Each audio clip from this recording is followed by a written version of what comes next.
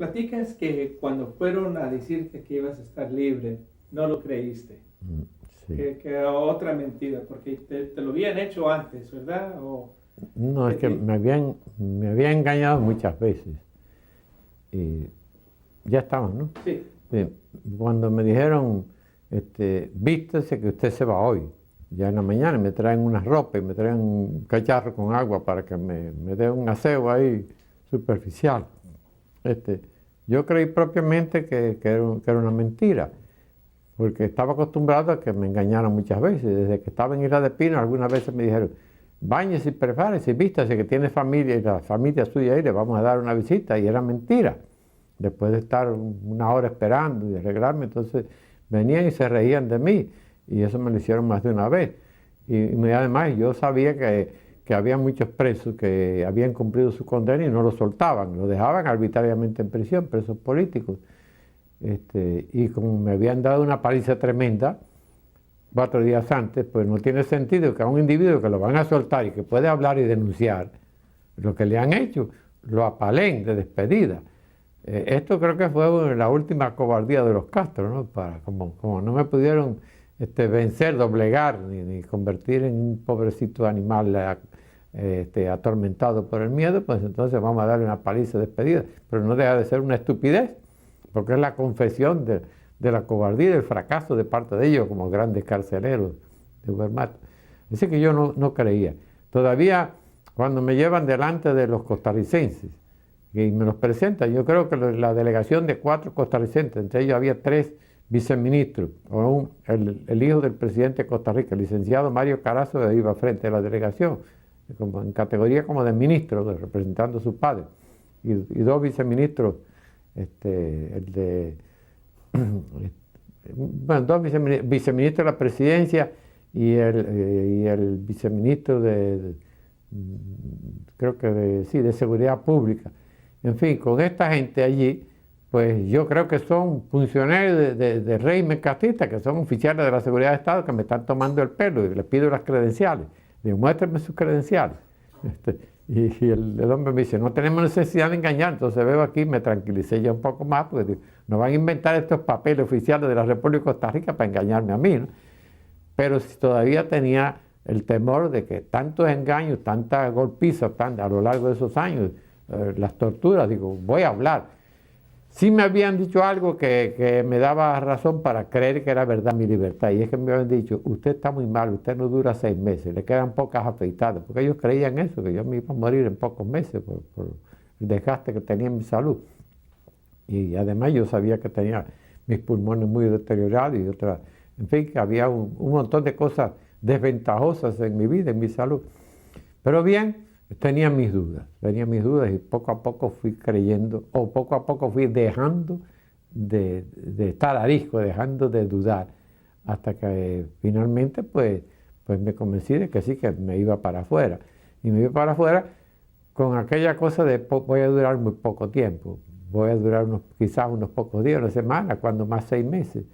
Y en los primeros días de estar ya afuera, pues yo miraba con lástima a mi familia, me callaba, ni siquiera le dije a mi hijo Uber, con el que tenía más confianza. En el primer momento me dieron una paliza que me duele en cada hueso, y me duele por dentro, yo creo que me han reventado el hígado.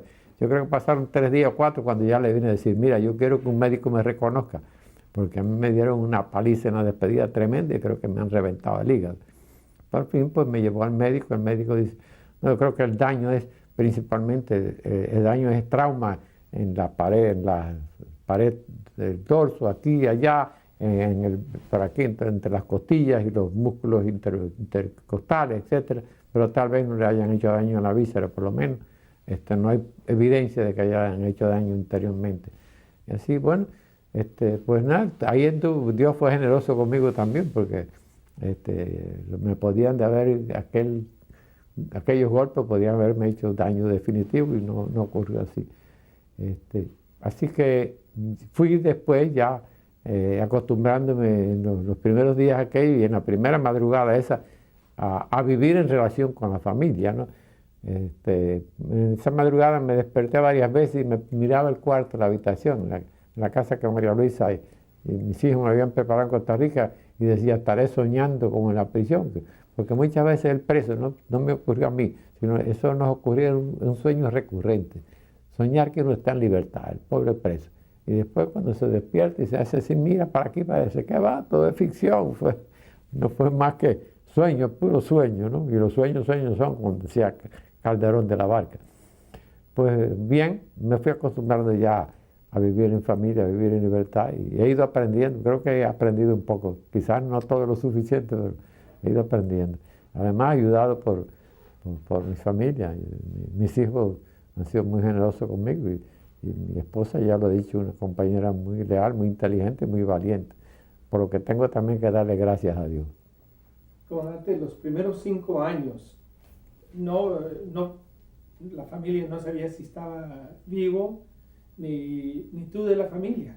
¿Cómo fueron esos primeros 5 años en prisión? Bueno, yo sí tenía alguna información en los primeros años, de tiempo en tiempo, y en los primeros 3 años, 4, todavía María Luisa estaba en Cuba. Y cada cierto tiempo, muy trabajosamente, me permitían verla a ella.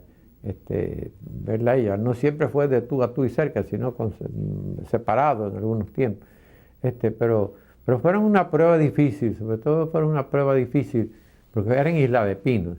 Eso es una islita que está al sur de Cuba. Solamente para ir allá la familia tiene que embarcarse en un ferry, disponer de 2 o 3 días de ir, para ir y venir. Y después las visitas eran siempre muy entorpecidas por los esbirros de Castro, así que fue una situación, estar preso, ser preso político bajo un régimen de esto dictatorial a la manera de Castro, de Stalin, es una verdadera calamidad, de la que mucha gente no puede sobrevivir. ¿Cuánta gente nos murió en las prisiones? ¿Cuántos nos quedaron aquí en huelgas de hambre o con palizas? Por ejemplo, en Isla de Pino hubo un plan del trabajo forzado del que nunca se atrevieron a llevarme a mí, porque ellos me miraban a mí como un líder peligroso que le puede dar ánimo a la gente. Pero le hicieron horrores, muertos a bayonetazos y con tiros, con plan de trabajo forzado desde por la mañana hasta que caía la tarde. Y que la gente tenía que trabajar ahí a base de bayoneta, de golpe de bayoneta o de filo de bayoneta. A ese plan le pusieron Camilo Cienfuegos, plan de trabajo forzado Camilo Cienfuegos, una manera de los Castro de insultar a Camilo, al que quieren presentar como héroe, pero ahí se traicionaron a sí mismos, porque poniéndole a una cosa horrorosa como el nombre de Camilo Cienfuegos, ya están diciendo que quieren deshonrar a Camilo Cienfuegos, ¿no? Pues sí, hubo crímenes tremendos en el presidio de Isla de Pino, y a mí me tenían confinado en una cosa que llaman los pabellones. Primero fue en un rincón de lo que había sido una antigua cocina del hospital. Ahí prepararon una galerita indecente que estaba custodiada por millones de moscas todo el día. Yo narro eso en mi libro. Mi libro tiene un relato bastante pormenorizado de las distintas etapas de mi prisión. Hay un capítulo que se llama precisamente Las moscas, porque me refiero a esa cosa increíble de ejércitos de moscas siempre arriba de nosotros, ¿no? Ahí. Y bueno, y muchísimas cosas más. Y ahí también narro de mis experiencias, no solo fueron moscas, fueron otros animalitos muy pequeñitos y que me resultó muy interesante, las hormigas. Allí en la propia galera donde estaba había una serie de agujeros que fueron producto de la construcción, de la mala construcción de unos agujeros, y ahí vivían colonias de hormigas, de 3 tipos de hormigas, y yo me dediqué a estudiarlas y entretener y hasta enseñarle hábitos a las hormigas. Eso parece cosa de leyenda o propiamente como una leyenda, pero conociendo un poco de lo que son los principios de la pedagogía y conociendo unas cuantas cosas de la científica, algunas cosas científicas de lo que es el reflejo condicionado, etcétera, pues me dediqué a poner mis experiencias adquiridas en los libros en la práctica, en mis relaciones con las hormigas, y me entretuve bastante y aprendí bastante de las hormigas. No solo ellos aprendieron de mí, sino es increíble eso, que un individuo se ponga a controlar las hormigas, a enseñarlas, este territorio es el tuyo y este territorio es el tuyo, no se agredan, porque las hormigas, yo descubrí, pues, observando, y eso que no tenía una lupa, pero tenía entonces la vista muy, muy buena. No, todavía no la tengo tan mal. Y a observar las hormigas, a ver cómo esta le hace la guerra al otro. ¿Y por qué le hace la guerra? Ah, porque cuando si esta se escapa, se va para allá. Es decir, son colonias que se invaden su territorio. Entonces, pues aprendí a delimitar el territorio, aprendí a señalarles una ruta por donde ellas podían ir. Y todo, bueno, eso parece cosa de fábula o de imaginación, pura imaginación. Sí, hay imaginación, pero también hay principios que uno aplica teniendo en cuenta las experiencias que enseña la ciencia. Cualquier animalito, eso, lo mismo es el perro que el gato, que hasta estos animales insignificantes aparentemente, pero con talento, con inteligencia, o por lo menos con un recurso de instintos que le permite desenvolverse dentro de ciertas normas exitosas, pues hay posibilidad de enseñarle. Si uno a uno de esos animalitos, por ejemplo, una hormiga que va 3 veces, o 2 o 3 veces, invade el territorio de la otra, y ya sabe que con la zurra que le dan, si es que escapa con vida, no puede regresar. Bueno, pues si uno, cuando la hormiga se separa de eso, lo barre con una escobita que yo tenía y que untaba de combustible, pequeñas partículas de combustible que pudimos nosotros conseguir por ahí, o pequeñas partes de combustible. Si uno la sacude con algo que le resulta repelente y la echa por aquí para allá, esa ya no se aparta del camino. Esa yo no sé por qué medio va guiando a las otras para que no cojan el camino equivocado. Y así pues uno les enseñaba las rutas apropiadas para regresar y para ir en busca de sus alimentos. Me enseñaba pues muchísimas cosas más. A las bravas nunca la pude enseñar a no picarme. Esas sí picaban siempre, pero eso solamente es una especie que nosotros le decimos brava, no sé el nombre científico que tenga. Pero había además de las especies, de una llamada boticaria, un nombre común que no sé a quién se lo dio, común y corriente, y esa aprendía bastante. En cambio hay otras que son nerviosas, que nosotros decimos las hormigas locas, que parecen como tocadas por un resorte, brincan para aquí, para allá, indisciplinadas tremendamente, tienen una debilidad tremenda por los dulces, todo lo que sea dulce, que tenga azúcar, las vuelve locas, pero son difíciles. Renuncié a ser maestro de esas. Y así fui aprendiendo, me pasé 2 o 3 años practicando con las hormigas y bueno, les dividí su territorio, en fin, y todo eso. Algunas veces las bravas esas invadían, y yo les relato en mi historia que hice un cuento sobre la guerra de las hormigas, que los comunistas creyeron que era una ironía usada contra ellos, y me lo desaparecieron el cuento, vinieron, se lo llevaron y después volvieron, y bueno, yo le había mandado una copia a ellos para que en la visita de mis padres me permitieran sacar eso. Se leyeron eso y después parece que pensaron que yo me estaba burlando de ellos, porque tenía sus partes irónicas, ¿no? Pero la ironía no era contra ellos, era contra los hábitos de las hormigas. El caso es que esas bravas campeaban por su respeto, tienen más recursos de ataque que todas las otras especies, y se imponían, y eso les gustaba, coger y meterse en las cuevas de las otras y apoderarse de las cuevas. Y entonces en una de esas guerras que vi de apoderarse de una cosa, no una guerra, una verdadera batalla campal, pues miré la cuestión esa y escribí La guerra de las hormigas. Y un cuento bonito que quizás algún día, si la seguridad de Estado conserva copias por allá, pueda rescatarlo completamente. No me he propuesto rehacerlo porque no vale la pena, era algo original de aquel momento. Y la cosa que sale de la originalidad, de la cosa, el momento ese del arranque espontáneo, porque en el cerebro tiene más capacidad para producir cosas que se aproximen a lo inteligente o a lo genial.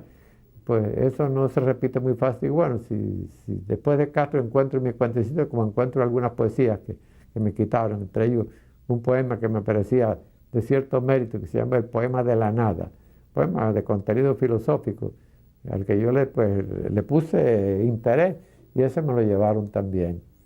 Conservé algunos versos, algunos de ellos salen en mi libro, y otros más también tengo por ahí en la memoria, pero no son gran cosa, son desahogos del preso para no dejarse vencer por la angustia del tiempo ese infinito de un día y otro día y otro día en la rutina de la prisión, entre muros y calabozos. Algunas veces los muros no llegan más allá de 1 metro y tú no puedes ver nada más que esto. La pared gris ahí, mira para el otro lado y la pared gris, mira para el techo y la pared gris. Y dice, no, aquí no hay horizonte, no hay nada donde distraer la vista. Porque en algunos casos me tuvieron preso donde había una ventanita, pero en otros muchos no, muro y pared y todo gris, y sin poder extender la vista, pasarse años así, sin poder extender la vista, sin poder mirar la claridad del día, es tremendo, ¿no? O por lo menos viviendo como en tinieblas, aunque haya alguna luz eléctrica, pero es terrible. Algunas veces nos sacaban al sol a coger un poco de aire, pero óigame, vivir largos años así, y en ocasiones en lugares terribles de humedad espantosa, de ese que tú ves, esa cosa verde del musgo en las paredes, ahí mugriente de humedad. Yo desarrollé una artritis tremenda de la que me he sacudido en cierto modo con las medicinas y con el aire, respirando aire libre, cogiendo sol. Pero es algo terrible vivir en las prisiones esas así, en lugares tétricos de esos mucho tiempo. Y sin poder mirar así, ver el cielo estrellado, ni ver siquiera la claridad del día. Comandante, de protesta usted paró de comer. ¿Por qué? Bueno, tuve que hacer huelgas de hambre. Tuve que hacer huelgas de hambre porque la huelga de hambre es una protesta en cierto modo suicida y hasta irracional. Y yo pensé que yo nunca antes, cuando era un hombre libre, digo, esa es la única protesta que yo no haré nunca en mi vida, huelga de hambre y contra mi propia existencia. Pues nada, después, estando preso, me convencí de que tenía que apelar a eso. Por ejemplo, en una época me tenían en calzoncillo, nos quitaron la ropa con artificio, con inventos que hacen. Y dice, bueno, ya no hay más tela para hacerle el uniforme a los presos, el uniforme de los presos políticos. Ahora tienen que vestir el uniforme del preso común, es decir, del ratero, del violador, de esto, del otro. Yo sabía que eso era un escalón para reunirnos con los presos comunes y deteriorarnos y convertirnos en pobre gente ahí, delincuentes, sin respetabilidad alguna. Digo, ¿para aquí empiezan? Yo no me voy a poner esa ropa. Entonces, pues un buen día llegaron y nos dijeron, tienen que entregar esa ropa. Y no, está bien, entregamos la ropa y nos quedamos en calzoncillos. Pero entonces ellos dijeron, bueno, pues vamos a dejarlo en calzoncillos toda la vida. Imagínense, años en calzoncillos, y además eso es degradante, que vengan a pasarle visita a los jefes, los generales, o el coronel, o el otro, a meterse en la prisión con los presos políticos, a verlos en calzoncillos. Y ellos le cogieron gusto a eso. Y nosotros pues dijimos, bueno, pues vamos a seguir en calzoncillos todo lo que podamos, pero algunos pensaban, sí, hay que seguir en calzoncillos 2 años, 3 años, 5 años, y yo dije, a mí no me van a tener en calzoncillos toda la vida. Entonces, en una oportunidad que se me produjo un cancercito aquí en la mejilla, yo reclamé que me dieran asistencia médica. Y lo que aprovecharon fue para sacarme de la prisión y exhibirme. Entonces, una tarde me vi que iba hacia el lugar donde me estaba esperando el capitán, que yo le quería reclamar, porque ya me habían hecho una pequeñita operación del cáncer de la piel. Pero lo habían hecho no en hospital, sino en un lugar ahí con moscas y con todas esas cosas, y se me infectó la herida de la operación, se me fueron los puntos y lo que tenía era pus ahí. Entonces le hice una carta al director diciendo, esto es así, así, yo necesito hablar con usted. Y cuando me llevaron me estaban paseando por la fortaleza de la Cabaña. Es una fortaleza enorme que tiene este edificio aquí, este edificio allá, y calles. Y yo me vi con un sargento que me llevaba, digo, en calzoncillo, paseándome por aquí, por esto, como si fuera esto una ropa decente y para un hombre como yo. No. Entonces, pues, poquitos días después le dije que empecé una huelga de hambre, pero empecé una huelga de hambre primero para que me dieran asistencia médica aquí. Y después ya la huelga de hambre fue unos meses más tarde. Venía el frío, venía el invierno. Y dije, el invierno no me conviene. Además, un compañero que había estado en huelga de hambre dice, oye, una huelga de hambre es decir, pasarse semanas o tal vez hasta un mes sin comer absolutamente nada. Dios sabe el tiempo y morirse con frío en el suelo, porque lo tiran uno en el suelo, en las fortalezas esas que los muros son tremendamente fríos en invierno, como son calurosos en verano. Pues me dice, mira, este no es el tiempo que más conviene. Entonces empecé una huelga de hambre un 30 de marzo del año 68. Y bueno, pues estuve unos cuantos días ahí sin comer, me sacaron de ahí, me hicieron horrores y finalmente me llevaron a seguridad del Estado y allá estuve por 165 días. Cuando tenía 30 días de no alimentarme con nada, creo que 30 días o 31 días, perdí el conocimiento y ya me dieron cuenta que me iba a morir, entonces me mantuvieron vivo con suero fisiológico para obligarme después, si tienes que alimentarte, esto te lo hemos hecho para que tú pienses y razones. Y digo, no, mientras no me respeten como persona humana, como hombre y como preso político, yo no me voy a alimentar. En fin, la huelga de hambre en ese caso era para que me trataran como ser humano y como preso político, porque desnudo, sin relación con mi familia, sin sacarme al sol, sin sacarme a ningún lugar, para que me vaya pudriendo ahí en un agujero, en un hueco gris o lúgubre. No, así yo no quiero vivir, digo, llévenme para el cementerio. Y me traían la comida y volvían a traer la comida y no. Entonces cuando a los 11 días de eso me sacan de ahí y me llevan a seguridad del Estado, a los 11 días no alimentar me llevan a seguridad del Estado y allí pasé hasta 165 días sin alimentarme, me mantuvieron vivo con suero, con esto, también me torturaban dándome una cosita, con una agua sucia que me daban con algunas calorías, metían por la nariz una sonda hasta el estómago por la nariz. Y me hicieron horrores, esos errores pormenorizados, muchas de las cosas principales están en mi relato del libro, de las mezquindades, de las cobardías de esta gente. Hasta que un buen día, ya estaba yo, fíjense, entre las cosas que me hicieron, meterme en la sonda esa, ponerme un agua sucia con algunas calorías, que parecía como un caldo de cáscara de plátano, una cosa así. Entonces se les ocurrió, una de las cosas que hicieron, primero usaban la astucia de la sonda esa, ponerla más gruesa y más dura. Y algunas veces a un individuo que está cadavérico, que es esqueleto puro, vivo pero esqueleto puro, meterle una cosa por afuera y cuando sale choqueando sangre. Eso. Entonces eran tan cínicos que decían, bueno, la próxima se la vamos a poner ya con un poquito de sulfa no sé cuánto, de una pomada que tiene antibiótico para que no se le vaya a producir infección y para que les resbale más fácil. Pero después ya no era solamente eso, sino después era esta otra cosa, de darme ese caldo, meterme la sonda, una sonda normal más o menos, que no me hacía daño, pero calentar eso hasta meterlo hirviendo.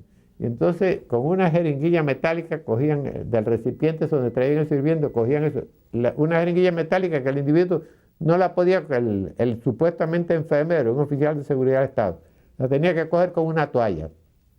Estaba eso, cuando el caldo ese caía dentro de la jeringuilla metálica, entonces la sonda aquí afuera enchufaba eso y metía, yo atado, amarrado, era el enfermero con su ayudante, oficiales de la seguridad del Estado. Entonces un buen día que vienen aquellos, yo me doy cuenta, me sostienen con vida, así entre la vida y la muerte, para que yo me debilite y un día le diga, ya no puedo más. Pero lo que yo le dije, no puedo más, sino que cuando me va a poner un buen día de aquello, me va a meter su caldo hirviendo y apestoso, le digo, oye, espera una cosa, antes de hacer tú la operación, esta de todos los días, espera lo que te voy a decir. Si te queda algún rescoldo de hombría, si en ti hay algún rescoldo de eso que se llama hombría, no me hagas que siga haciendo eso. Me mantienen entre la vida y la muerte. Déjame morir. Si te queda hombría, déjame morir. Cuando ustedes me dejen de dar esas cosas 3 días, el organismo, que es puro esqueleto, concluye ya. Y ya se acaban todas las penas. Entonces, pues no. Y el hombre dice, creo que tú dices, digo, que si te queda un rescoldo de hombría, no me sigan haciendo eso. Me mantienen entre la vida y la muerte. Y eso no es de hombre. Entonces se fue, trajo otro jefe, y trajo otro. Vinieron 3 en sucesión. Vino el médico de seguridad del Estado, que el médico no era era el médico porque tenía título, pero es un esbirro tremendo. Es el jefe de todos ellos, en la seguridad del Estado. Un médico para eso, para torturar. Pues de apellido Yopi, ojalá que esté vivo todavía y pueda algún día responder por sus culpas. Bueno, pues por fin me sacaron de allí y ya no me dieron más ese alimento. Entonces me mantuvieron vivo con suero fisiológico. Lo ponían aquí. Al cabo de unos días, pues el suero fisiológico parece que lo hicieron, todo lo era estudiado. Entonces me estaba empezando una parálisis. Se me inflamaron las rodillas, se me inflamaron los tobillos, pero sobre todo las rodillas y con dolor. Y yo dije, esto es una parálisis completa, las articulaciones se me están convirtiendo en rígidas, porque me da cuenta. Entonces le digo, busca al médico, ese mismo enfermero, busca al médico que tengo que hablar. Ya traen otros médicos. Y le digo, mira, yo no soy médico, pero yo sé que esto es avitaminosis en grado sumo, que se está convirtiendo en parálisis definitiva. Después que me quede rígido el cuerpo, que las articulaciones se me queden rígidas, no me vengan a dar soluciones, a decir que me van a tratar con respeto. Después no hay solución. Después de toda la vida voy a rechazar los alimentos y me van a tener que matar aquí. Entonces se les ocurrió El médico fue y consultó por él, se le ocurrió ponerle vitamina al suero. Y ya cuando llevaba una semana que le pusieron al suero vitamina, pues ya se fue produciendo, se fue disminuyendo la inflamación aquí y poco a poco la rodilla fue adquiriendo su movilidad normal. Claro, hice ejercicio, en fin, pero así hubo que recurrir a 20 recursos y argumentos para decir, ustedes son esbirros y de los peores, ustedes son esbirros y de los peores, es decir, ¿no? Todo esto, claro, no lo inventaron ellos, lo inventaron los jefecitos y arriba estaba en la cúspide los dos hermanitos Castro, que yo sabía por muchas cosas que eran los que dirigían todo lo que, la parte que se refería a mi tratamiento como preso político o a los rigores que usaban conmigo como preso político. No fui el único valiente, hubo gente que murió, por ejemplo, hay un líder estudiantil, Pedro López Vital, que es uno de los héroes, de los mártires de la prisión, que murió en huelga de hambre. Y hubo otros muchos que murieron en huelga de hambre, unos más conocidos, menos conocidos. Y hubo mucha gente que murieron en las torturas. La historia completa se conocerá el día que acabe de pasar esta desgracia que vive la nación cubana, la tiranía de los Castro. Que algún día pues terminará todo esto y algún día se podrá conocer la historia en más detalles y se podrá hacer justicia, ¿no? ¿Cómo salió de eso, comandante? ¿Cómo fue que...? Bueno, de esa protesta salí cuando ellos se convencieron de que tenían que matarme y no les convenía, o que de todos modos yo no iba a ceder. Y entonces, un buen día, esa protesta, la más importante debió ser la mía, porque era el que era el preso más conocido. Pero otros muchos presos protestaron, hicieron huelgas de hambre y hubo que dar muchos golpes y matar en todas las prisiones de Cuba. Entonces se convencieron de que no los podemos vencer en esta ofensiva y vamos a aflojar, porque ellos tienen eso. Cambiaron el ministro del Interior. Cambiaron el ministro del Interior, era Ramiro Valdés el ministro, y cambiaron el ministro del Interior y pusieron a otro. Y entonces pues al comandante Sergio del Valle. Y ya pues hasta el propio ministro ese vino a verme un buen día. Ya estando en la enfermería esa se apareció él. Ya nosotros sabíamos porque uno de los oficiales de seguridad del Estado, al que nosotros decíamos más o menos el bueno entre comillas, pero era el que hacía el papel de bueno, vino y nos dijo, las cosas van a cambiar. Y un buen día misteriosamente apareció en la enfermería, donde había dos compañeros más que estaban en huelga de hambre, que habían iniciado su huelga el mismo día que yo, y que yo le dije, vamos a hacer la huelga por separado, porque para que no los maten a ustedes, vamos a hacer la huelga por separado. Y pues entonces, uno de esos compañeros encontró misteriosamente que a esa enfermería de la seguridad del Estado, dentro del aparato tenebroso, el edificio ese tenebroso de Villamarista, entró un recorte de periódico que decía, cambio en el Ministerio del Interior. Lo llevaron ellos mismos y lo soltaron allí para que lo viéramos nosotros. Y decían que cambio en el Ministerio del Interior. Habían puesto a Sergio del Valle y ya no era Ramiro Valdés. En fin, ya no era el perro de presa, el criminal, uno de los principales criminales de Fidel Castro era otro. Curiosamente, el oficial que había presidido el Consejo de Guerra que me juzgó a mí. Entonces este hombre se aparece un buen día allí a ver, vino hasta la cama donde yo estaba, vino a ver a los tres, por supuesto, con su séquito, ¿no? Se acercó así con la cabeza baja como un hombre que tiene sus culpas, ¿no? No se atrevía a mirarme y dice, están mal, muy mal, hizo ese comentario. Yo le respondí, sí, estamos muy mal, pero solo físicamente. Solo físicamente, para que lo entendiera. Bueno, pues a los 2 días después ya nos cambiaron la situación, nos empezaron por ceder, trajeron el uniforme de preso y dijeron, todo va a cambiar. Y el carcelero principal, el hombre ese que me hacía los horrores, me había dicho, porque yo lo había amenazado una vez, si salgo con vida tú la vas a pagar, tenemos unas cuentas. Me ha dicho, yo no soy el malo que tú crees, a mí me obligan a hacerte todo eso. Todas estas cosas que yo te he dicho me las mandan a hacer, y si yo no las hago me pasan la cuenta. Y te lo voy a demostrar un día de esto, que yo no soy el malo. Y me dice, te voy a dejar una señal. Y efectivamente, antes de que viniera el ministro, cogió una cuchara de las que traía metálica y dio un golpecito en la mesa y la dejó allí. Dice, cuando vaya a cambiar tu suerte, cuando haya cuando te vayan a resolver yo te voy a dejar una señal. Y dejó la señal. El individuo estaba cuidando la manera de que yo entendiera que él, todas las cosas que me decía horrorosas no venían de él, sino que se las imponían.